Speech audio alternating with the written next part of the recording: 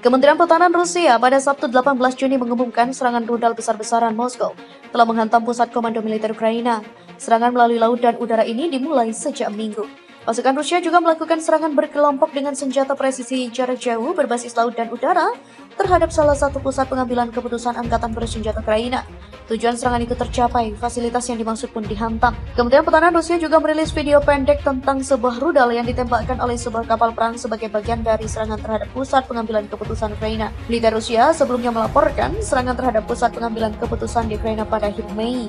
Tak lama setelah serangan drone skala besar di Moskow, di mana beberapa bangunan tempat tinggal rusak dan 2 orang menderita luka ringan. Kementerian Pertahanan Rusia juga mengatakan saat itu bahwa fasilitas di Ukraina di mana serangan di tanah Rusia sedang direncanakan di bawah bimbingan spesialis dari Badan Intelijen Barat dihantam. Presiden Rusia Vladimir Putin kemudian membenarkan bahwa bangunan yang menjadi sasaran adalah markas besar Direktorat Intelijen Utama Militer Ukraina. Perang memanas, Rusia dan Ukraina juga kembali saling serang. Moskow menyebut pasukan militernya menyerang pangkalan udara Ukraina, sementara pasukan Kiev menyerang fasilitas industri di Rusia. Rusia dilaporkan menyerang ibu kota Ukraina untuk ke-16 kalinya bulan ini setelah pengeboman malam kedua berturut-turut. Namun, para pejabat mengatakan sebagian besar drone dan rudal dari negara yang dipimpin Presiden Vladimir Putin telah ditembak jatuh.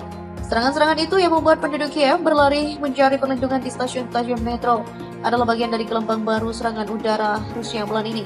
Sementara itu, Kemhan Rusia, sebagaimana dikutip kantor berita milik negara Rusia RIA Novosti mengatakan, ada lebih dari 1 pangkalan udara telah diserang, namun tidak ada konfirmasi dari Ukraina tentang kerusakan pangkalan udara lainnya.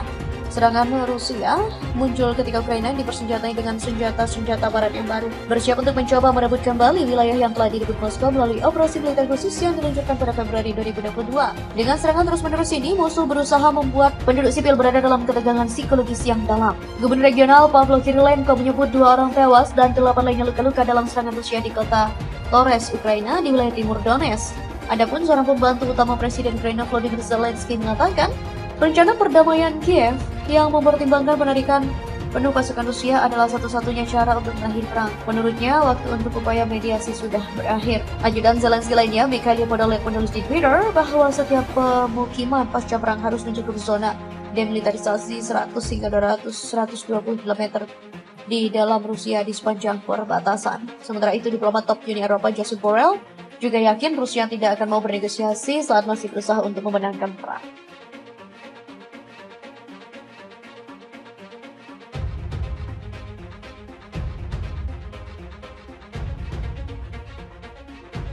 Kementerian Pertahanan Rusia pada Sabtu 18 Juni mengumumkan serangan rudal besar-besaran Moskow telah menghantam pusat komando militer Ukraina.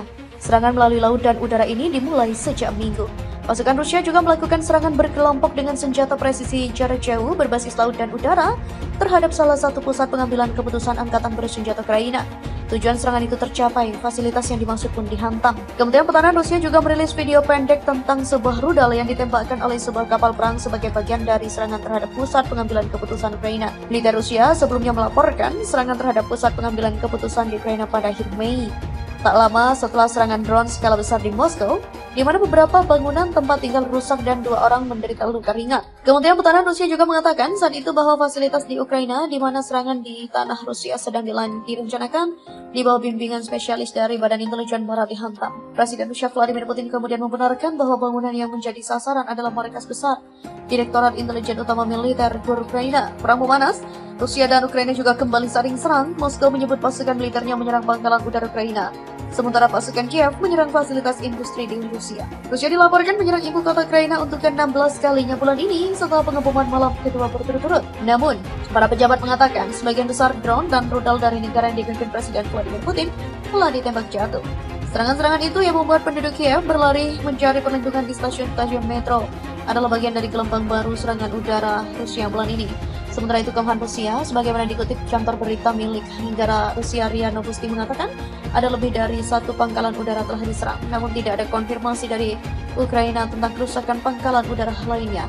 Serangan Rusia muncul ketika Ukraina dipersenjatai dengan senjata-senjata barat yang baru, bersiap untuk mencoba merebut kembali wilayah yang telah direbut Moskow melalui operasi militer khusus yang diluncurkan pada Februari 2022.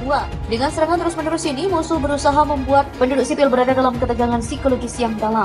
Gubernur regional Pavlo Kirilenko menyebut 2 orang tewas dan 8 lainnya luka-luka dalam serangan Rusia di kota Torres, Ukraina di wilayah timur Donetsk. Adapun seorang pembantu utama Presiden Ukraina Volodymyr Zelensky mengatakan, rencana perdamaian Kiev yang mempertimbangkan penarikan penuh pasukan Rusia adalah satu-satunya cara untuk mengakhiri perang. Menurutnya, waktu untuk upaya mediasi sudah berakhir. Ajudan Zelensky lainnya, Mikhail Podolyak, menulis di Twitter bahwa setiap pemukiman pasca perang harus mencakup zona demilitarisasi 100 hingga 120 km di dalam Rusia di sepanjang perbatasan. Sementara itu, diplomat top Uni Eropa Josep Borrell juga yakin Rusia tidak akan mau bernegosiasi saat masih berusaha untuk memenangkan perang.